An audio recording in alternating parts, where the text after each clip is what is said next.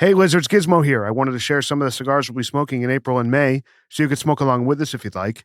For Cubans, we got Cohiba Siglo II, El Rey del Mundo Schwa Supreme, and Trinidad Colonialis coming up. And for New Worlds, we've got Padron 2000 Maduro, My Father the Judge, and Davidoff Late Hour in Churchill, with much, much more to come. Have a suggestion? Email us, loungelizardspod@gmail.com. That's loungelizardspod@gmail.com. And now let's get into the episode. Welcome to the Lounge Lizards podcast. It's so good to have you here. It's a leisure and lifestyle podcast founded on our love of premium cigars, as well as whiskey, travel, food, work, and whatever else we feel like getting into. My name is Gizmo, and tonight I'm joined by Rooster, Puba, Senator Pagoda, and Bam Bam.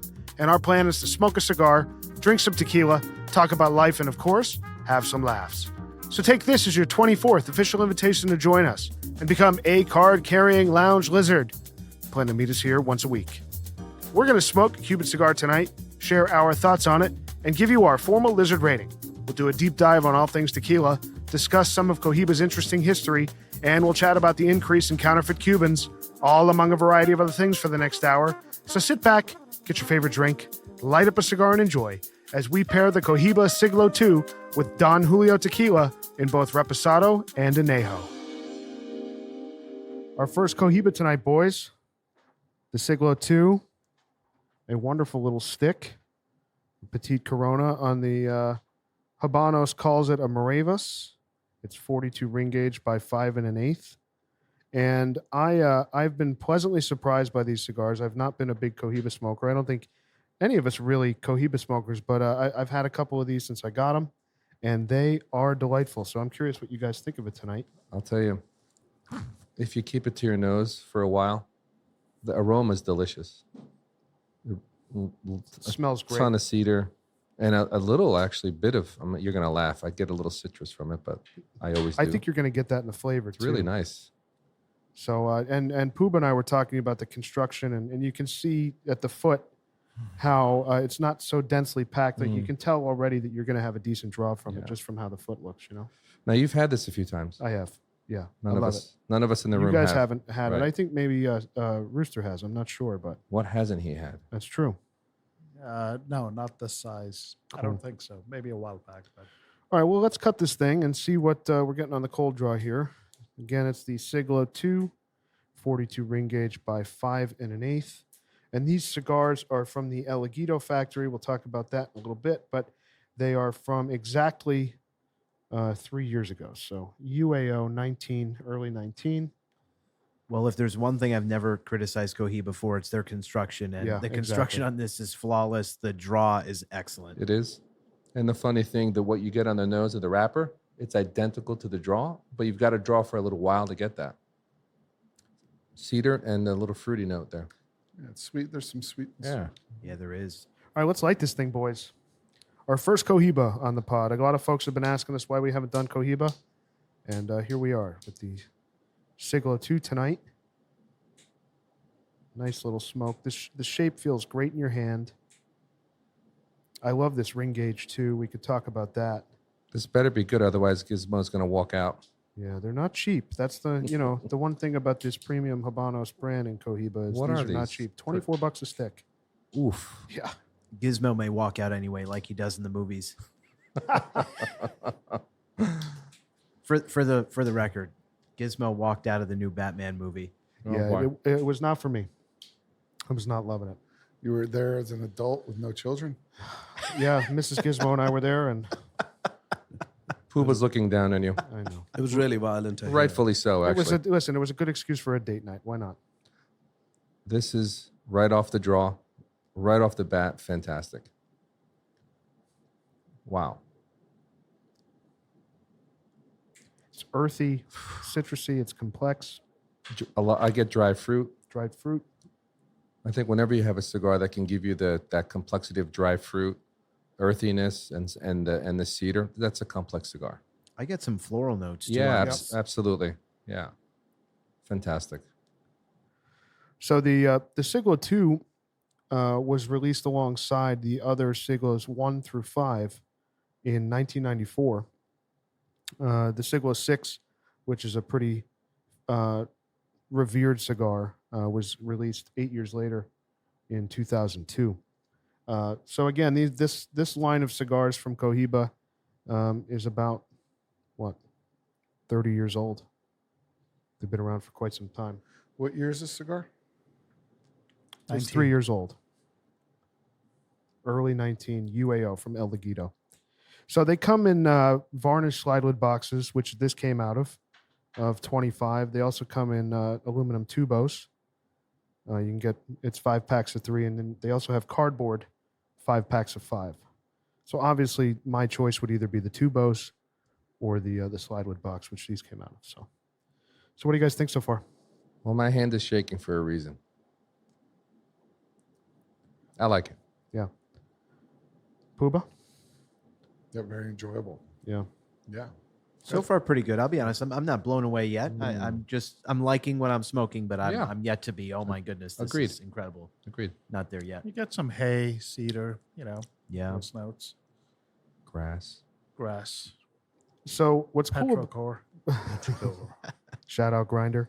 So the Siglo range, these cigars originally were developed in 1992, and they became available, like I said, in 94. This is celebrating the 500th anniversary of Columbus landing in Cuba. So that's what this line of cigars is. And when you purchase them, it comes with a classic yellow Habanos band, and it says Linea 1492 on it, celebrating that Columbus date. So this is not a petite Corona. It is a Petit Corona. It is. Yeah. It's the is. same size as like Feels like a punch to me. as a Partagas Capital. Yeah.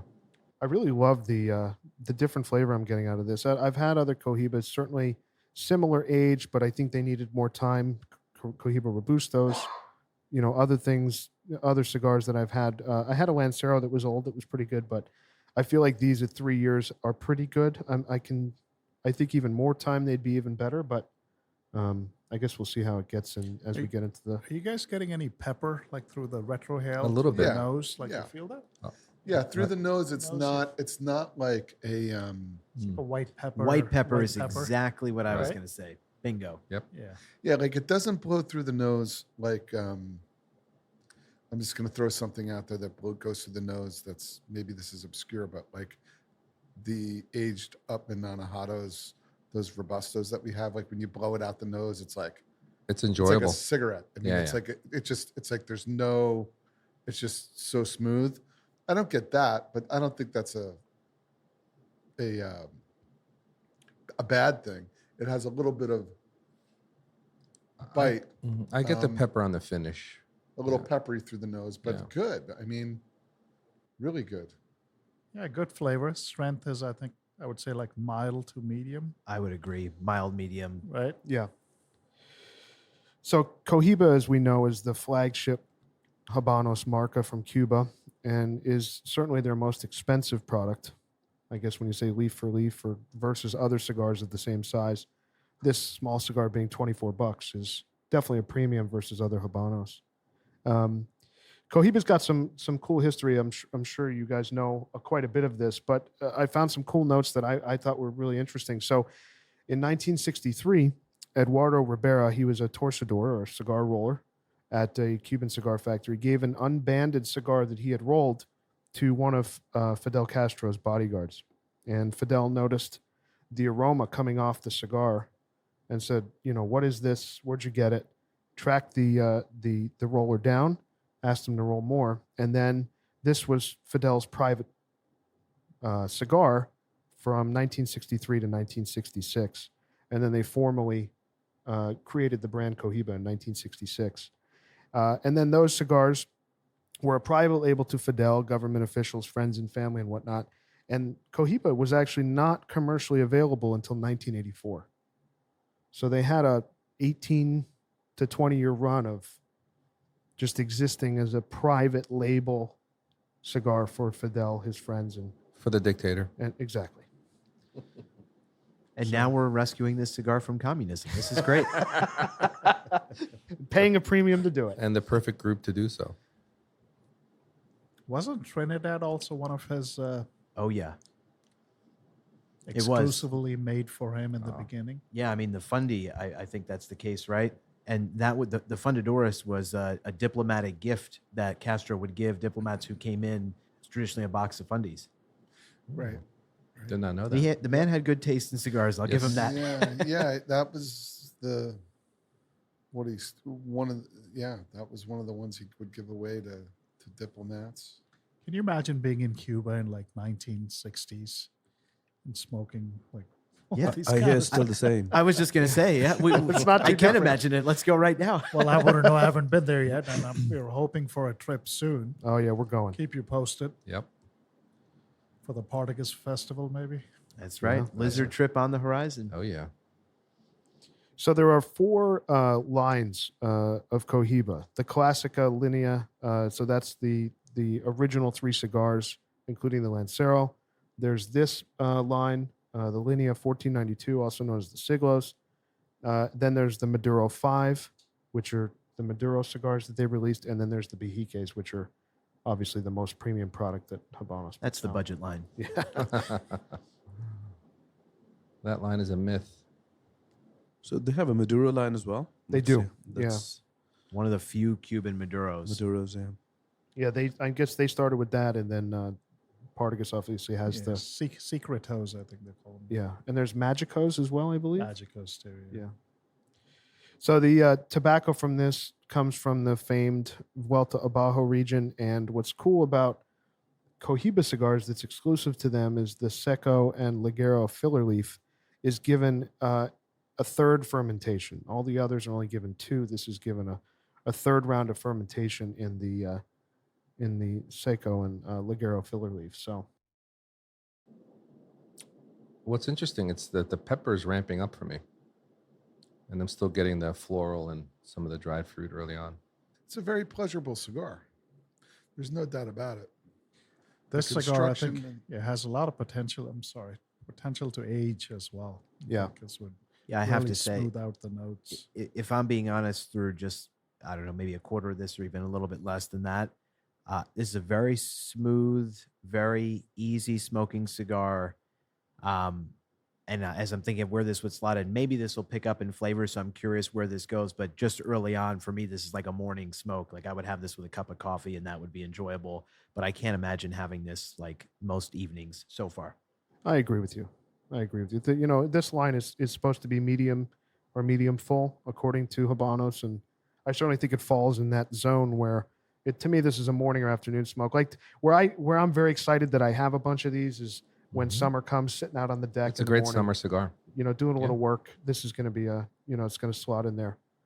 But at $24, some of the other cigars that the El Rey del Mundo Schwa Supreme, which is coming, which we did. And then the Coronas Claros from Kai Dorsey, Oh, yeah. which we haven't done yet, which we have to do. This kind of falls in that zone for me of where I would slot it. I Good agree with point. that. Yeah, very good point. Yeah, I think if you like those cigars, you'll like this cigar. In terms of flavor profile, it's got floral notes and a little bit of like honey and sweetness and a little nuttiness. It's certainly, there's a level of complexity in the body of the smoke so far, and it's enjoyable. And I'll say what I like about this more than the few other limited Cohibas I've had. There are some Cohibas, and I've gotten this out of the Cohiba Robusto, that have a really dominant grassy flavor, like an earthiness that I don't like. Not an earthiness that you would get in a Padron or some others, but like on the complete other side of that, like freshly cut grass almost. And hay. And hay. Barnyard. And I don't love those flavors to be so dominant. So I like in this that it's playing in the background, not the foreground. And so this is more my speed than some of the other Cohibas I've had. I agree. When you've got a lot of filler involved, and the cigar is probably the larger ring gauge Siglo, the larger ring gauge Talisman that I've had, and they haven't had a ton of age on them, I kind of agree with you, Senator. For me, some of those notes, you're not when you put that bigger ring gauge cigar in your mouth and you go, that's like a 6, or the Talisman, and you smoke it, and you have these expectations. You have an expectation of something that's going to really give you like blow your hair back. Like, I'll be honest, like an E2 would blow my hair back. Like, remember when we smoked the 2015 E2s on my deck last summer, Yep. and we were like, wow. Yeah. Like off the light, you were like, wow.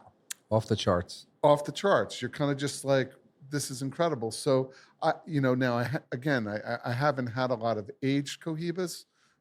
Maybe they change. I can't really speak to that. I think they do. And the reason I say that, so I was saying that, a lot of the younger Cohiba Robustos don't really fit my flavor profile, what I normally like. But I was lucky enough to get gifted a 2005 Cohiba Robusto, and it was like a completely different cigar. It was creamy and just delicious. So I think, this is one of my frustrations with Cohiba. It's also a blessing, for the brand. They age really well, but it does frustrate me sometimes as a consumer that you've got to wait so long for that Cohiba to develop the kind of flavor profile you want, where I can have some younger Partagas or even Upman that sooner will deliver a lot more of what I'm looking for. So it's a, give and take. And there is a narrative out there within Agreed. And I feel the same way. And there's a narrative out there about the smaller ring gauge Cohibas. There's a following of people who really, really adore the two, who adore some of these smaller ring gauge Cohibas because the wrapper's involved and you get more of the wrapper and you're getting just a different experience. And my hypothesis is that you can smoke these younger than some of those bigger ring gauge cigars that have a lot of Lajero in them, and they just need more time, like many larger ring gauge cigars do, to just kind of marry up and settle in. It's almost like, it's like smoking a young P2. Like a young P2, no. An young Upman 2, not the greatest for me. They seem to really get better with about 5 years on them, 4 years on them. They really do get better, a lot better. And maybe that's the case. I think maybe Cohibas just need to sit, the larger ring gauges, and these are really approachable, maybe younger. Yeah, and I think that's a great point because, with a lot of cigars, you're making an investment and you can get some stuff with a little bit of age on it, and it's still a reasonable price. I mean, with Cohiba, you're not only investing the money in the cigar, you're investing a significant amount of time in aging them if that's what you choose to do. It's a lot of patience, and it's not a little bit of money. It's a process. Yeah. Yeah, it's a process. But this is real good. People love these. People really do adore these smaller ring gauges. It's these little hidden gems within. Well, it delivers flavor quicker, right, than a larger ring gauge cigar. Yeah, and the thing I like about these two, to Puba's point about people enjoying them, is that what I think about doing this as our first Cohiba on the pod is I feel like these are some of the most easy to actually find and purchase versus, even the Cohiba Robusto is, people chase that cigar and they're fairly scarce right now. And for a Robusto, it's $35 with no age on it. Wow. Right. You're That's absurd. talking $110 for a 3-pack. That's too much. And the reality is, I'd be willing to pay $35 for a young Cohiba Robusto if they were good young, but they're not. That's Right. not been my experience with a young Cohiba Robusto. They're not great. They need age. Yeah. Where So- like a D4 or an Epi 2 that's on the younger side, you're not going to have a bad one that's young. It's only going to get better with time. There's no question. But I have actively not enjoyed a young Cohiba Robusto. Right. And for 1/3 of the price. Yeah, Right. It's true. Exactly. Right. It's true. Yeah. Giz, how did these come? What kind of how were they packaged? These are in the varnished sliding lid box. So you said that. Yeah. Okay, great. Yeah, it's a wonderful presentation. I mean, Nice. the Cohiba being their flagship, they certainly package and present them well. So I can't, knock them for that, but it's still pricey at $24 a stick for this. I will say it's pairing well with our drink tonight. Yeah, let's talk about Yeah, that. let's get into this. Let's I think get so. into our Don Julio tequilas, plural. So Senator was so kind to bring us not only Don Julio Reposado, but also Don Julio Anejo, which I have recently. So I have to give a quick. That's your morning blues. Have you been under a rock? I have to give a quick tequila update for the listener, but also for some lizards that have been traveling recently and have been around for a bit. Puba and I were really the only lizards for a very long time that enjoyed tequila with cigars. I mean, I was happy when I met you because none of the other guys really ever drank tequila with a stick. Mm-hmm. And while you were away, I was doing the Lord's work and really evangelizing. The lizard lord. Really preaching about the virtue of tequila with cigars. And so Bam one night had some with me when we were at Gizmo's place, and he really liked it. That was the Anejo I brought a bottle of. And more recently, when we were at our clubhouse, I gave some forcibly. If you recall, those that were there, Gizmo actively said he did not want me to pour it, did not want to try it. That's right. Forced him to try it. Yep. And Pagoda. Yeah. And ever since that day, Pagoda said he really liked it. And Gizmo, I think the next day, bought a handle of it. Two handles of it. Two 1.75 or 1.5 liters. Crazy. So now I think. He's a convert. But you know why he didn't want to try it? Because it's not Kirkland. No, the real reason why I didn't want to try it was I had a very bad experience in 2016 at a David Gilmour concert at Madison Square Garden. Oh, we all had those days. I overdid it, man. It was not good. And you were probably drinking shitty tequila. I was drinking really shitty. It wasn't tequila, it was the shrooms. It was really bad. It But was a really bad day. I say that because tequila, I feel like, really gets a bad rap. And I'm guilty of this as someone who, there were two spirits that I categorically had no interest in drinking basically after college. And that was gin and tequila. Right. I had horrible experiences with both of those. Now, granted, when you're young, you're having shitty tequila. It's not until you get older and you start spending some money on tequila and you realize, wow, there's actually great tequila that tastes smooth. There's no bite like that, Jose Cuervo crap. It's just a totally different experience. So it took a trip to Mexico with some friends for me to, I was running out of steam at the end of that trip. And my buddy was drinking tequila the whole time. And he said, Senator, just try a glass. And it was Don Julio Anejo. And boy, I have never looked back since. Oh yeah. I love, you guys know when I first met you guys at the lounge, I was drinking Don Julio Anejo. I've been drinking it since time immemorial, and I love it. I always have it around, and I think either the Reposado or the Anejo pair, they both pair great with cigars because there's a level of, particularly in the Reposado, there's a little salt forward, and that marries up well with kind of the minerally salty and sweet taste of a Cuban cigar, and they pair wonderfully. It's not even an argument. By any aficionado will tell you that a tequila and a cigar is not a divergent thing. It's very convergent in terms of them marrying up. Why? It's kind of sweet and salty, and Don Julio specifically makes it's a real spirit. They don't add sugar like a lot of these other tequila hip new release. There's been a boom happening for 15 years. A lot of celebrities are into tequila now. Is that right? Oh yeah, you've got They're on labels. George Clooney's a Clooney. billionaire because of That's true. tequila. Name a celebrity. You even They have got a one of tequila the Kardashian girls has her own tequila line brand. now. Yes, I've had that. It's called Kendall, I three. think. Yes, it's called 300 something. Yeah. Whatever it is, and The I've Rock? had that. And you know what that is? It's that tequila. You'd have to look it up, Okay. Giz. I will. That particular tequila is almost like a clone flavor profile wise of Clasa, the Reposado. So it's super sweet. It's super sweet and it's got that kind of vanilla. But what I'm noticing is that It's called 818. 818. Yeah, I knew there was a number involved. The 818. And I've had a lot of that. I have a friend of mine who has more tequila in his house than you could imagine. I mean, like hundreds of bottles. I actually had some Clase Azul Ultra the other night. I sent you guys a picture. It's like $1,800 a bottle, which is a crazy bottle of tequila. Tastes more like whiskey. And that stuff was great.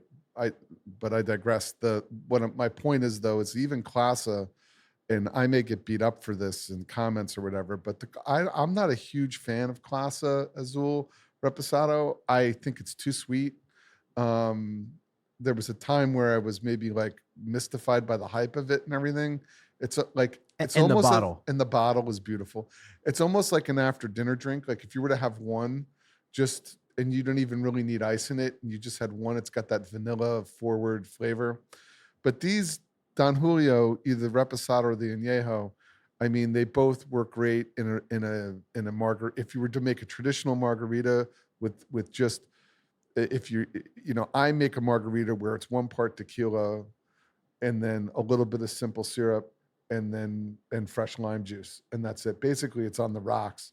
You just I just squeeze a bunch of limes in, a little shot of simple syrup, tequila, and then just shake it up and pour it over ice. And that, to me, that's a margarita. I don't need anything else. Oh, or in a little Cointreau, maybe. Just a little touch of Cointreau, a little orange liqueur. But to be honest, I don't drink tequila. I don't feel like this needs anything. Yeah, That's the agree. point. I totally agree. And when Senator handed me that glass at Gizmo's place, that was the first time I've ever had a cigar and tequila together in my life. And I've been smoking cigars for 16 years, and I've been to many cigar gatherings, both very high level cigar guys and low level, guys that are just starting out, right? I've never ever seen anyone have a tequila with a cigar. Yeah, it's And I usually think- bourbon or scotch, right? Yeah, exactly. And that's a very traditional combination, right? But I have to say, it's a revelation for me. Me too. Well, Total revelation. I want to pick up. So, Giz said it's usually bourbon or scotch. And this is what fascinated me about tequila, because I was very confused as to why I suddenly liked aged tequila so much. And the reason is, if you just, in understanding the differences between a Blanco, a Reposado, and an Anejo tequila, a Blanco tequila, which is just clear, right? That is bottled immediately after it's distilled. It's not aged. And if it is aged at all, it's just aged in the bottle. Reposado, what we're drinking, and Anejo is aged a lot of times in ex-bourbon barrels. So the flavor that it imparts has some of those like whiskey-like notes that we all really like and appreciated. And that's when I was piecing together, that's why I like this stuff so much. And so a Reposado... And in sherry casks. They Yes. also age it in sherry. Yes. Interesting. Yeah. Interesting. And so a Reposado is aged up to 12 months, and an Anejo is usually 1 to 3 years, and an extra Anejo can be even beyond that, which is fascinating to me because I think anyone drinking this would say it's extraordinarily smooth. And it just amazes me. You think of in Scotch, it really takes about 10, 12 years for a lot of single malts to really mellow out and get nice and smooth and the flavors develop. But in tequilas, that maturation process is a lot faster, I guess, with agave. So just something that's always fascinating me. Yeah, it's really good. Yeah, it's amazing. I've only tried the Reposado here tonight with the Cohiba, and it's a perfect match. It really is. Well, it's a little more salt forward than the. You can taste there's like a little bit of that saltiness. An old tequila I used to drink, which was more inexpensive, Hornitos, which is a good mixing tequila. Like if you're gonna mix, You recommended that to me over who the summer. makes that? I'm forgetting who makes it. Adagio or No. Anyway, you'd have to Google it. I will. The Hornitos, but like if you're blending up margaritas, like you can. There's plenty of serviceable tequilas that can go in. You don't need to use a $40 or $50 bottle. There's so many good ones out there now that. And by the way, and like by the pool, and like it's hot, and like the ice melts into it. Even something like Hornitos, like it's very drinkable. There's so many drinkable tequilas out there that aren't going to break the bank. Now that have come out over the past 20 years or so, where it was really Cuervo, and then there's tequila boom to happen over the past 20 years, and there's like a lot of good ones like Riazul. I have a lot of people who love Riazul. Sauza? Sauza, yeah, Sauza. So that's so funny. Sauza Hornitos. So that's like you could buy a big bottle of that, and when chicks are like, "I want a margarita," and and you just blend it up and you put it in a blender. Like, dude. By the way, this summer, my wife and her sister wanted margaritas. I called Puba. I said, "What do I get?" He said, "Get Hornitos. Don't go crazy. Salsa. Get Right. Hornitos." Now, is it a great, would I drink it like on the rocks in a glass in a bar? No, but like in like a Dixie cup in a pool, like, and the ice is melting away. Like, yeah, I'd like pound on that a little. It's not gonna like in not like not a formal situation, but it's not something, the ice melts in it and you put a couple limes in it and it's like perfectly good. Squeeze up like 2 lime wedges, pour it in a Dixie cup, hang out in the pool and talk to people. The ice melts in it and you're good to go. Like, perfect. It's drinkable. I'm glad you brought up the sort of hot weather and pool analogy, because the reason I intentionally, and this is probably the only episode we've done this, wanted to have us try both the Reposado and the Anejo together is because for me, and I'm curious what everyone's reaction to it is, there's a time and place for each. And I say that because Puba's example of by the pool when it's hot, that's when I reach for a Reposado it's lighter. It's lighter in body and flavor. It's so easy drinking. And an Anejo has more flavor in it. I reach for that in the evening when I'm having a more robust cigar. It can hold up in a way that a Reposado would not with a really full flavored cigar. But with this Cohiba, that's very mild medium. It's perfect. I think the Reposado. The Reposado's working Yeah, way it's better. fantastic. Well, it is. I'll tell you, Fantastic. because it's salt. Do you notice the salt? Yes. Yep. Like there's a little bit of this salty thing that's happening, which is why when you put salt on the rim of I also get a little sweetness in the Reposado Yeah, that I don't yeah. get in the Anejo as much. Yeah. Yes, that's Yeah, correct. and that works well with this particular. So I just cigar. did both. I tried the Reposado, cleared my palate with my seltzer, and then I did the Anejo. The Reposado matches with this cigar way better for me. Now I've been drinking a ton of Anejo, as Senator just said. A lot of the times I'm picking that up later toward the end of my cigar smoking with either a heavy a Bellicosos Finos or a P2 or moving into Padrones or something like that, and it's perfect there. But for this, I think the Reposado is a much better fit. Yeah. I mean, for me, it's like either one's like mother's milk. It's Sure. I can drink them anytime. To be honest, but a couple other brands notable just to reach for. One is Herradura. You should, if you're into tequila, I think Herradura is very good. It's got the horseshoe on it. Herradura Anejo, Herradura, even the Reposado is good, and also Tres Generaciones.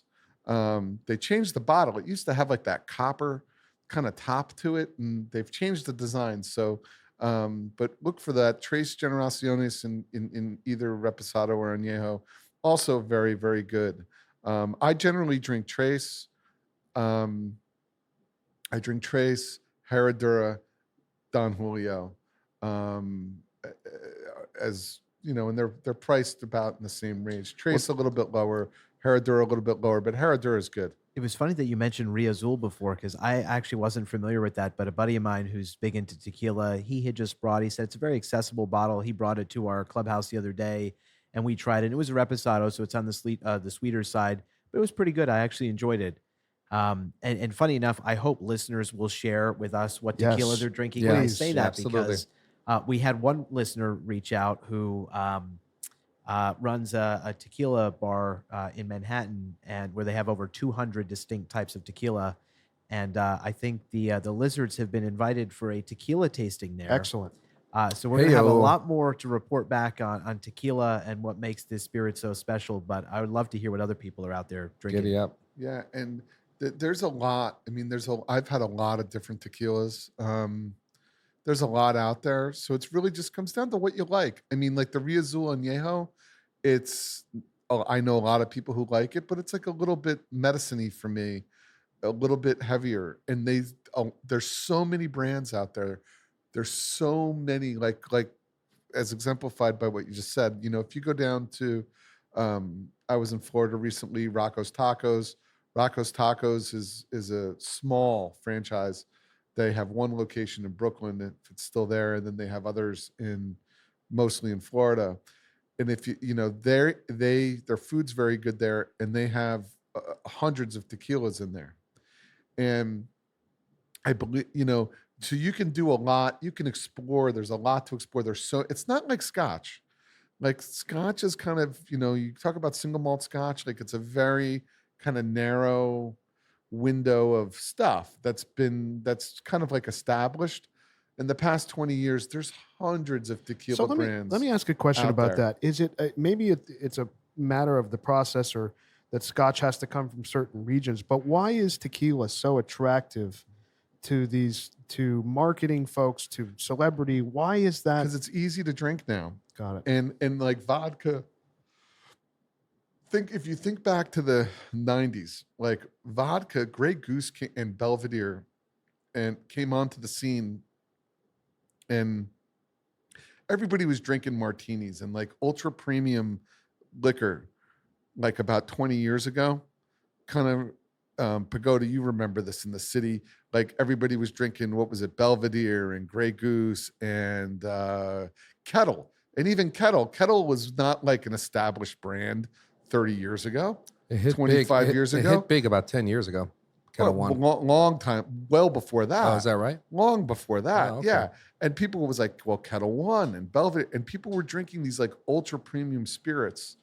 And where before it was like Absolute and Stoli, and like people drank Absolute in the 80s. People drank Stoli. You'd go, by the way, Stoli's pretty good.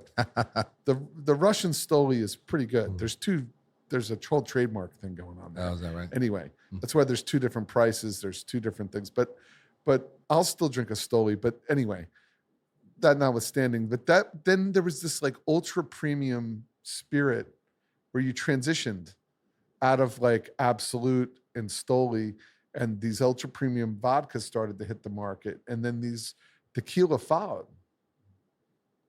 And there were these premium tequilas that kind of just started happening.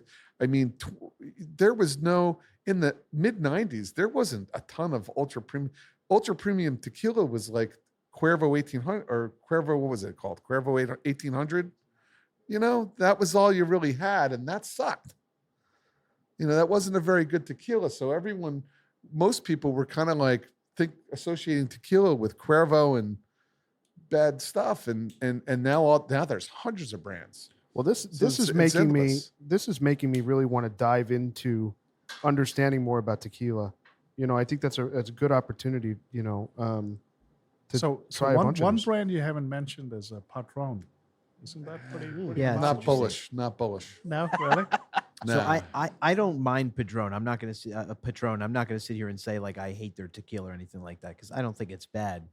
But what I don't like, and this is probably what I suspect Puba probably feels the same way. I don't love at all their Reposado or Anejo in the way that I do Don Julio and Known other for their brands. silver. Yeah, they're just silver blanco. Like it's incredibly easy drinking. It's great mixed. It's even fine, on ice. So like for their blanco, I don't have any complaints. But for their other more aged tequilas, it just doesn't impart the flavor that some of these other brands do that I'm looking for. So Padron was like an earlier entrant into the U.S. market that penetrated, and I drank a lot of Padron early on. But then once Don Julio started to gain more popularity, it was just for me there was no comparison. And then then the category just got so crowded. Yeah, to me, it's overwhelming. I mean, had I not had you guys, anytime I walk by tequila in a liquor store, it's like it's a massive, massive shelf of stuff. Yeah, true. It's overwhelming. It is. It's like buying red wine. Yeah. Has anyone tried the chocolate tequila XOXO? No, and that's exactly the kind of stuff. Exactly the kind of stuff that I don't appreciate about Patron. I mean, that's just like a shit ton of sugar mixed with some honestly, coffee of some sort, and a little tequila, and it's sure it goes down fine. But you drink that stuff, a few of those, and you're gonna have the worst hangover of your life. Yeah. The amount of sugar that's in that bottle. Yeah, and the added sugar is a problem. I agree. But it might be, it's probably being catered to a lot more women. Yeah, and I'm sure just young young college people grads, that yeah. can't appreciate, Yeah. drinking alcohol the way we do, neat or on the rocks. Right. Including me, because I remember my experiences with tequila was just shots. I'd go to a Right. bar, "Oi, let's do a tequila shot. And a couple of shots later, it was so bad. It was like, no. I stopped drinking tequila for years, and a senator was offering Don Julio the other day, and I was like, oh, should I even bother to try it? But I'm glad I did. It Yeah, was yeah. very, very flavorful and very light. To It's me, really to nice. me, the Don Julio is it's like a refined spirit. It's elegant compared to a lot of these other gimmicky type of tequilas. Well, Gizmo, you got to tell us how you feel in the morning after tequila. It's a very clean spirit. Yeah. There is something about, I'm lucky, even in my worst nights, some have been with you guys. We can gloss right over that. But I've never been hungover in my life, even on my worst nights. I wake up in the morning and I'm fine. But when it's crazy, I don't know why. Yeah, But I want your jeans. He's a robot. Of course he doesn't he's get a hangovers. robot. but when I drink Don Julio Anejo, Well, even in quantity, when I wake up in the morning, I feel like the Kool-Aid man. I can run through a wall. Like I have energy. I don't know what it is about it that just clicks for me, but I'm on it because I feel great. I think Every it's time. laced. It might be. It might be. It might be laced. Do you But- feel like dipping your cigar in tequila? No, I'm not. I'm not that far yet. But no, I guess we'll see. please how it don't do goes. that. So we're about halfway through the Siglo II here, boys. Yeah, great cigar. I'm really enjoying it. I am too. I'm enjoying it with Reposado. What is everybody feeling about it? Right so there far? with you. It's picked up in flavor, Yeah, absolutely. which I'm happy about. Yeah. This is like the sweet spot of the cigar right now. Right in the middle. Yeah. Agree. You're getting a little bit of sweetness and It's delicious. yeah. Yeah. Yeah. What do you think of it, Puba? Yeah, I like it. Yeah. I don't know whether it's a cigar or the tequila. I'm enjoying them both. Yeah. Yeah. Go ahead. I mean, it's, Profound words. Go ahead, Puba. this is in my opinion, this is very nice. Yeah. Somebody get Puba a spitting bucket, please. What? What do you? Why do I need to spit? This is very nice. I mean, this cigar with the tequila, it pairs up really, really well. It's very relaxing. It's very nice. It's a good pairing, and it's just very enjoyable. I mean, I'm not gonna dissect the flavors of this thing. It's picked up in strength, like Senator said, and everybody's agreed. It's hitting its stride right now, halfway through, and a little bit of a 2-act play, I think, happening here. That's quite enjoyable. Yeah, and there's something enjoyable. velvety about the smoke coming off. It's fantastic. The build and construction and combustion are just wonderful. It's fantastic. It does feel like a very high quality premium cigar. Oh, it is. I can't, in my my time with Cohiba on young stuff, I've had probably a very unfair negative opinion of the marca, but having had these, I had a good Lancero a couple of weeks ago. I'm starting to want to dig into Cohiba a little bit more. Probably not in quantity because I can't afford, a 25 count box of 5 to 7 year age Siglo 6s. I mean, that's crazy. But I'd like to get a couple singles and see what else is in the marca. That's right. Just let Rooster buy them. Yeah, Rooster can grab them for us. Yeah, it's like, so it doesn't have they're different. It's not a Partagas, it's not an Upman, it's like something all on its own. And you just have to decide if you really like how much you want to chase that, I guess. And maybe the cigar, the profile was like more kind of floral, and it's a little bit more like there's dried fruit and pepper and floral, where like if you go in the other direction, maybe towards like an Upman or something like that, if that's your bag, and I love Upman, Where you get more baking spice, like a nuttiness and dessert flavor. flavors. Yeah, it's so different. it's different, right? So it just depends on really what you like. Forget about the band, Sure. forget about the price and all Sure. that stuff. Do you really like this? And I do, and I think it's a really great change of pace. And would I like these in my humidor? For sure. Yeah, If but you take price out of the equation. Yeah.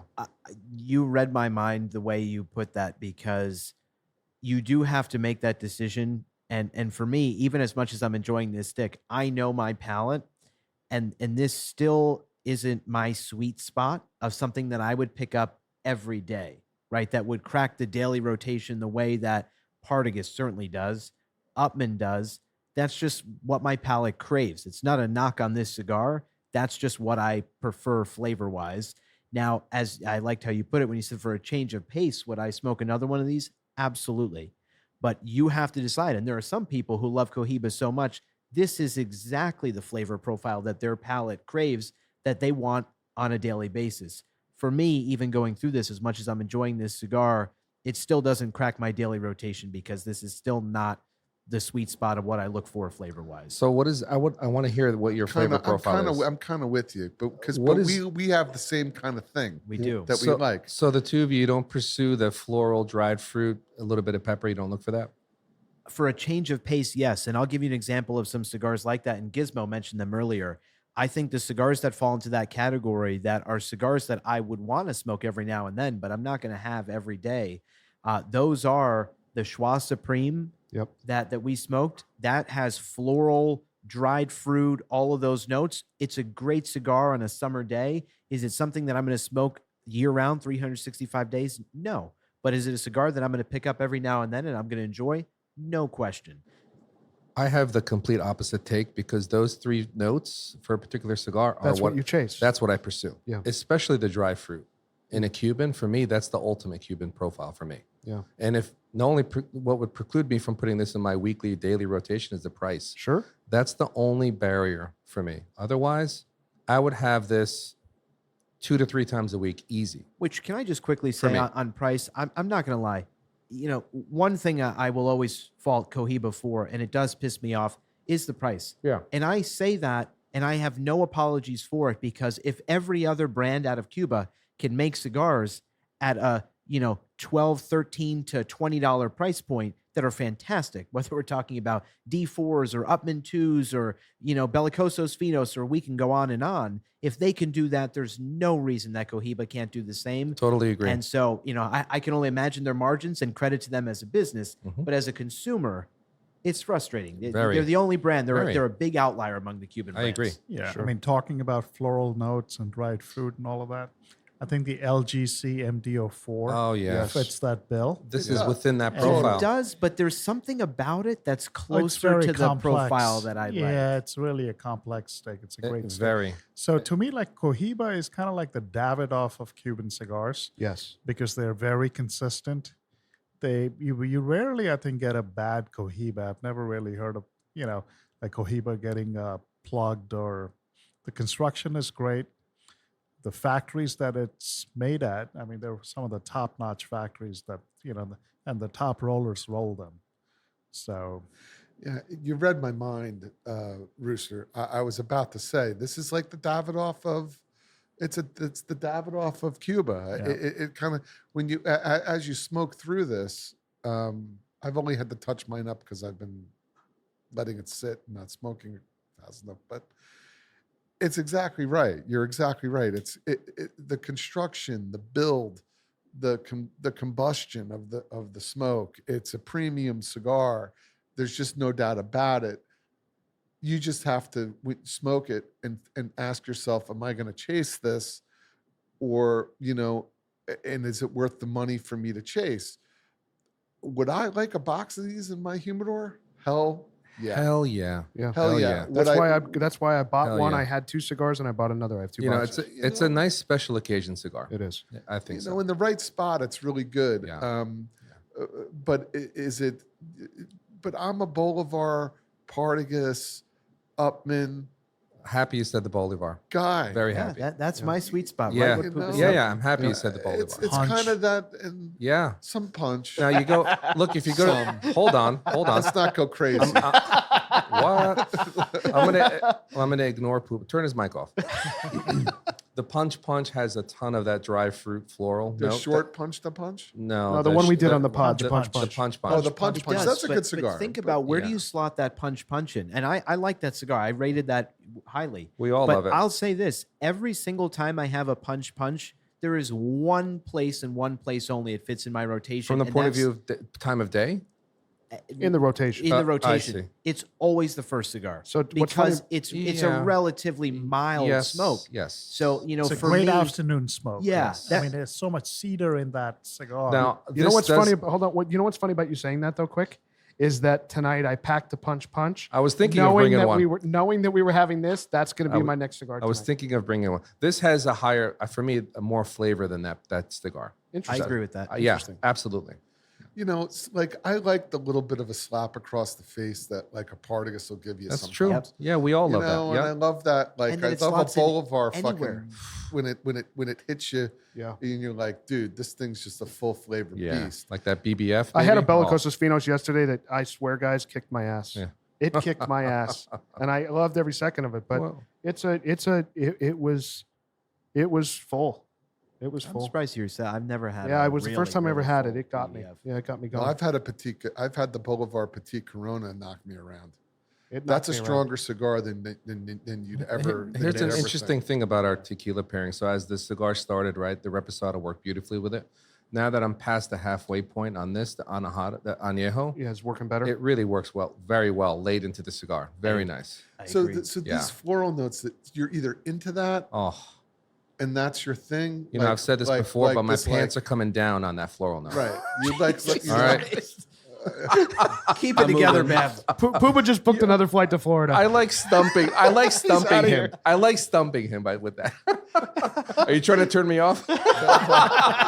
Senator's For got the the listener, remote in his hand. he's pointing the remote I'm at me. hitting the mute button.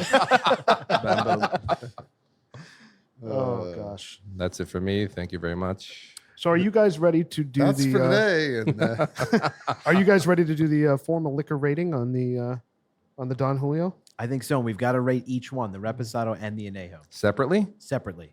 Ooh. That's tough. This is going to be Oh, easy. come on. I mean, it's That's- easy, but that's- it's to me they're the same. I mean, I love them both.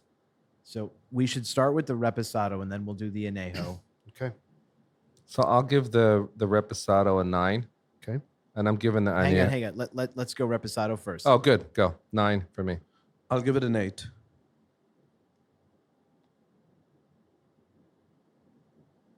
This is tough. Dun, dun, dun, is dun, tough. dun, dun, dun. I'll give it a 9. I'm gonna give it a 9 because I love it. I'll give it an 8. It did pair really well with that with It the did. cigar. It did For sure. absolutely. The first half. That puts the Reposado at an 8.6. Fantastic. Good, very good. Fantastic. I think it's very fair. All right, Let's now do the Anejo. Bam Bam. I'm giving it a 10. Okay. I'll give it an 8. 10. I'm all day on a 9.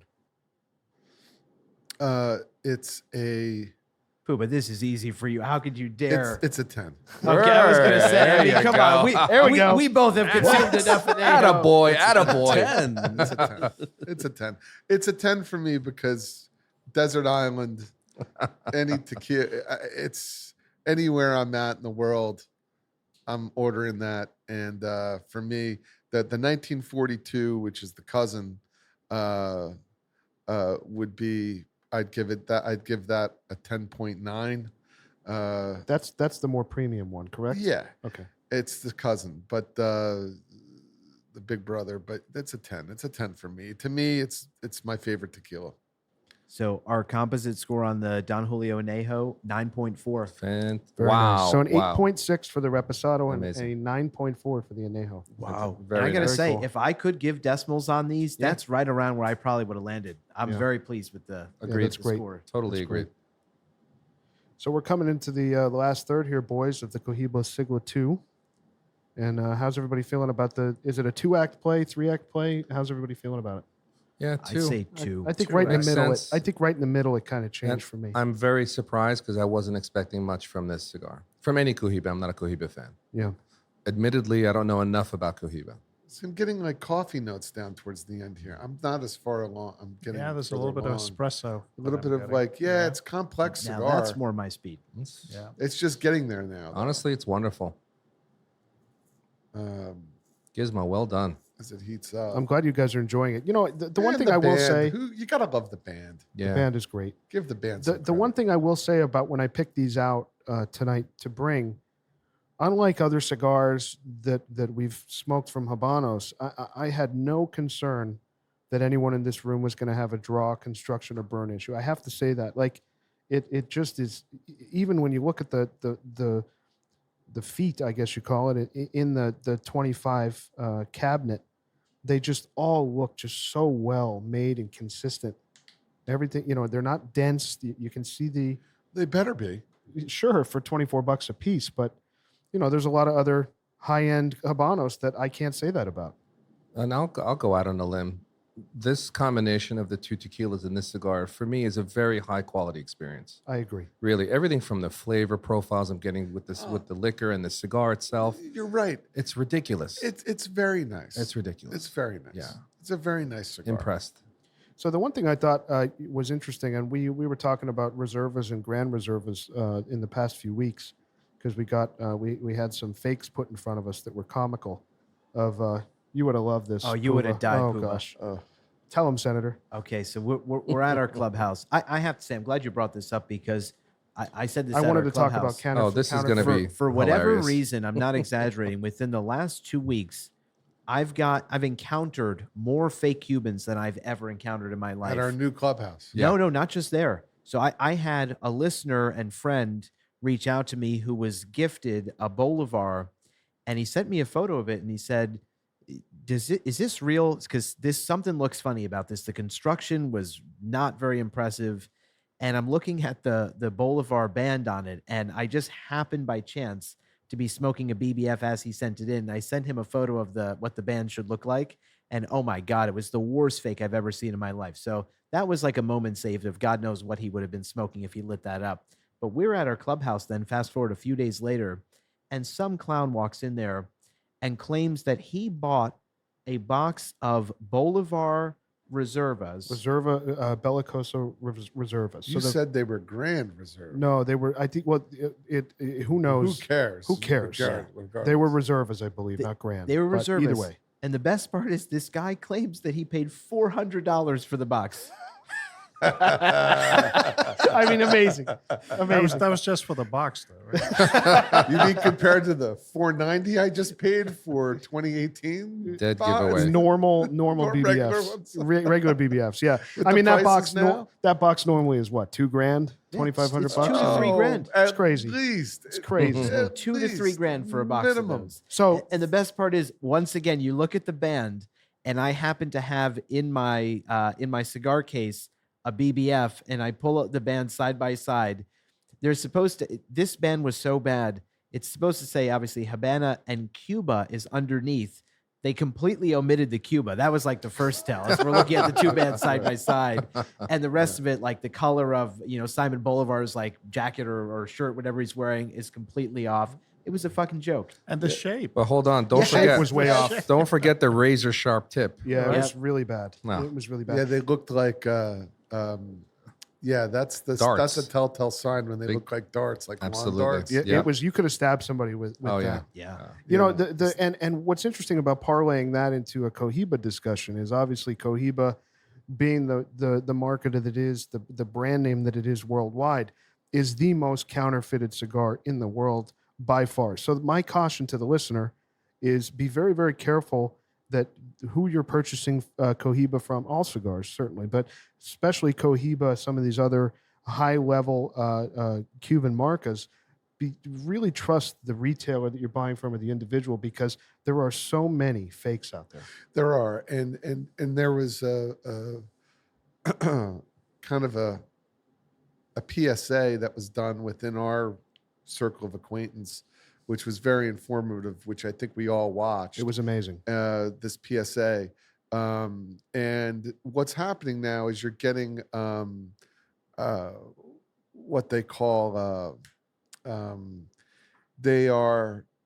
the boxes are legitimate, the serial numbers are legitimate, the bands are legitimate, but the cigars in the box are not, and that's some of what's going on. So you really need to be careful and then, but within that, the seals, and there's certain tells within, the factory code, the factory code and the date need to align with the serial number. And not to dive, I don't want to dive too deep into this vortex, but there's a lot of things with Cohiba that have to line up, particularly when you're talking about Bejiques. If anyone, for the listener out there, if you're pursuing Bejiques and somebody says that they have them right now, they're probably fake.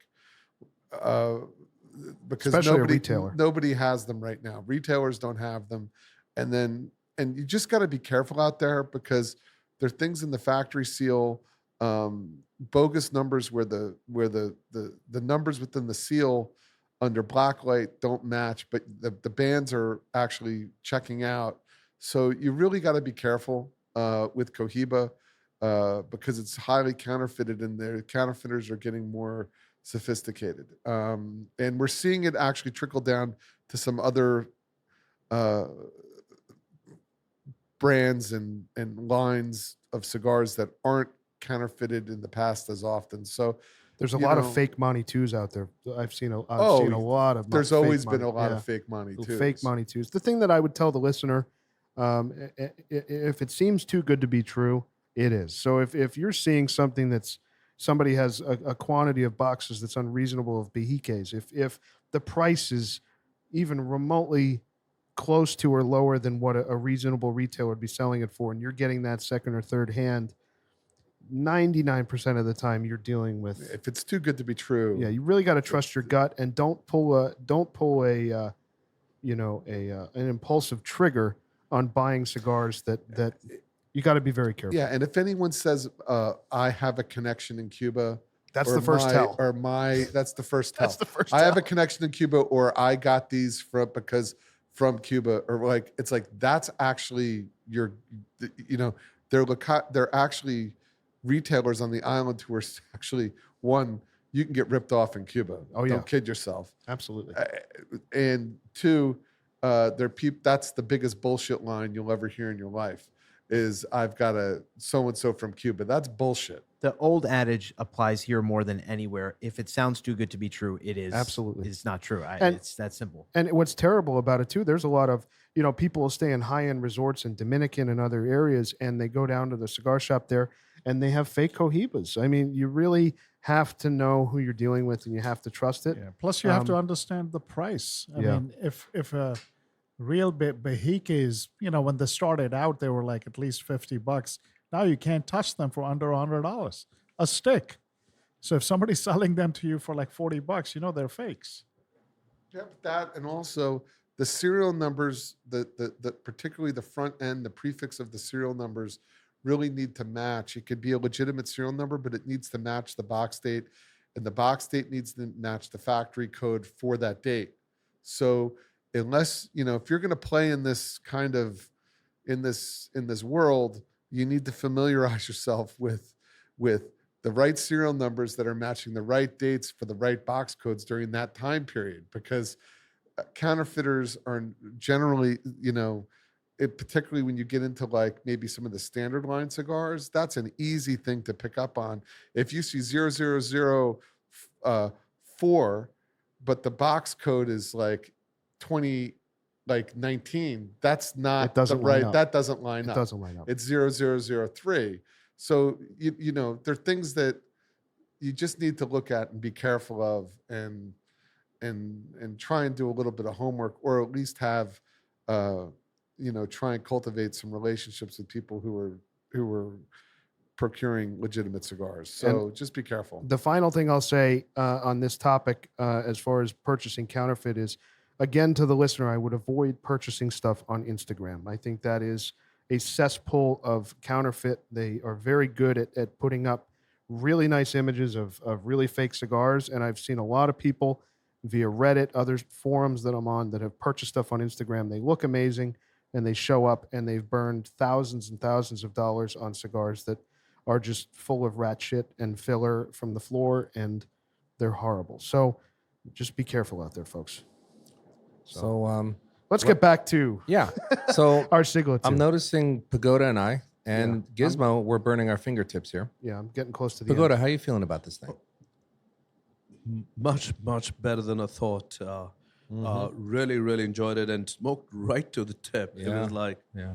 really enjoyed it. What I'm towards finding, the end. what yeah. I'm finding, you said burning your fingers. I'm down here pretty far, and I'm not feeling a lot of heat. I've been trying to smoke reasonably, I'm good at exaggerating, by but the way. but it isn't.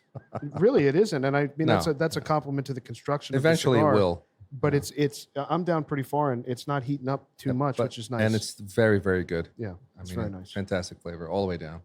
How you feel about a Puba? I feel good about it. It's a really nice cigar. I'd like to have a box of these in my humidor. I'm with you on your. I know what's holding you back. I mean, I already know my score, and I'm not burning my fingers because I've gotten enough out of this cigar. It was a good cigar.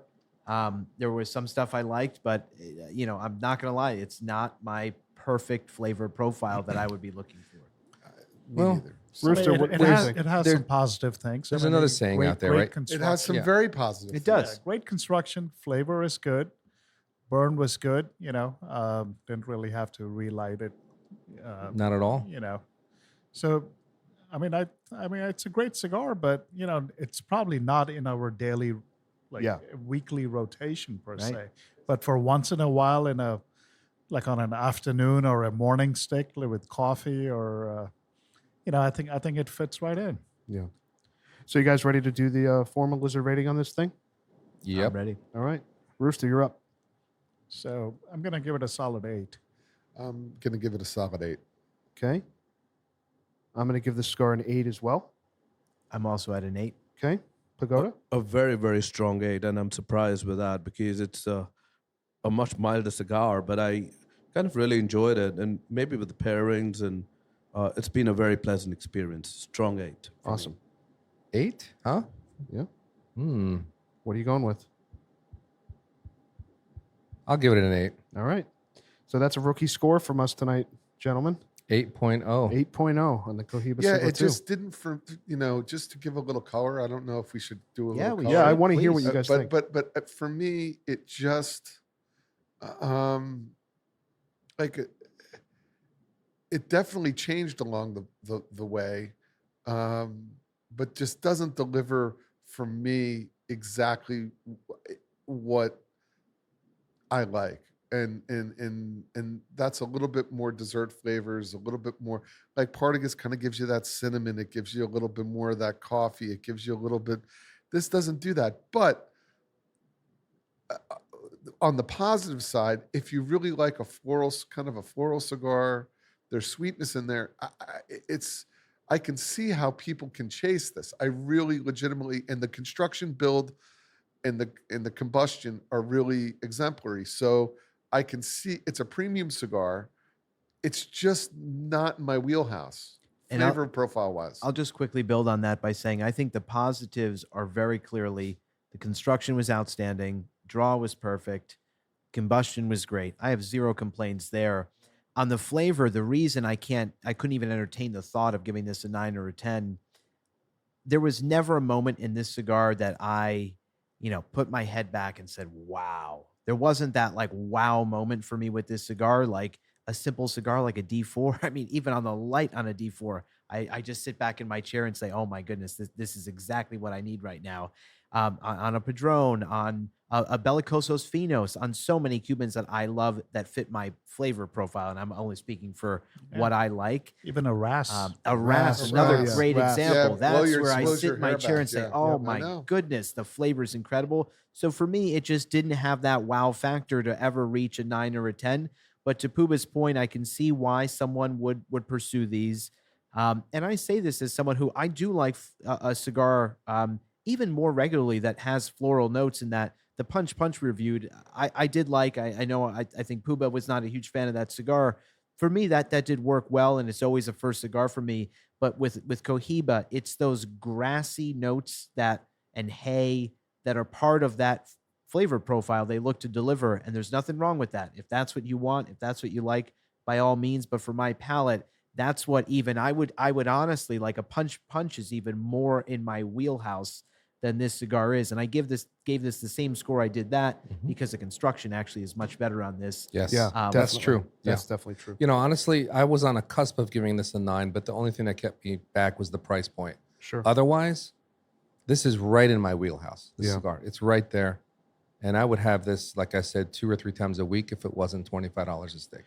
That's it. I'll be honest. I was a little hesitant when. And by the way, sorry, No, go ahead. I don't, for this cigar, if the Cohiba has that typical hay, I didn't get any of that here on this cigar. I didn't get it. The thing about this cigar, when I was picking them and I smoked them and I thought, man, this would be great on the pod. Our first Fuck it, I'm changing Cohiba. my score. You can't.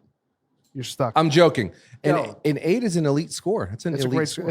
it's a great score. And there's 2 points I have on it. Number one, I wouldn't have been surprised if this scored lower. Having smoked it a few times, I wasn't sure what this group was going to think of it. It certainly scored higher than I expected. And number two, I can't wait to see what this same cigar out of these same boxes is like in 2 to 3 years. So I think that's something to look forward to. Yeah. I'm going to keep a bunch of these for us on the pod. We're going to do them again in a couple of years, and we'll see how they compare to right now. And that'll be an interesting. And Giz, I'll also have to say and give credit here. I mean, I think I was very skeptical about this cigar Absolutely. because before Gizmo, provided these tonight, I was categorical. I was out on Cohiba. Like I had no interest in smoking Cohiba. Same here. Not that I think they make bad cigars or anything like that. It's just not what I want. Having tried this, and I'm glad I tried this, and giving it an 8, would I smoke another one of these if someone gave me one? Absolutely. Would I even every now and then, could I see this fitting in somewhere? No doubt about it. So it's at least expanded my horizons a bit in that I'm not all out on Cohiba like I used to be. There's a time and a place for some of the stuff for my palate that they make. It's a great finishing note. Yep. Definitely. Like that. All right, boys. What a fantastic evening here. 2 great tequilas. Thank you, Senator. And Thank you, Gizmo. A really good Cohiba. And we'll see how it fares in a couple of years with a little more age, and we can be even more critical at that time. But yeah, an 8.0 on the Siglo II, boys. Good, very good cigar. Very enjoyable. Definitely. All right, boys. We'll see you next week. Keep smoking. Thanks so much for joining us tonight. Hope you enjoyed it. Don't forget to leave us a rating and subscribe on your favorite podcast platform. If you have any comments, questions, if you want to reach out, say hello, tell us what you're smoking, email us, loungelizardspod, P-O-D, that's loungelizardspod@gmail.com. You can also find us on Instagram @loungelizardspod. We really appreciate your time, and we'll see you next week.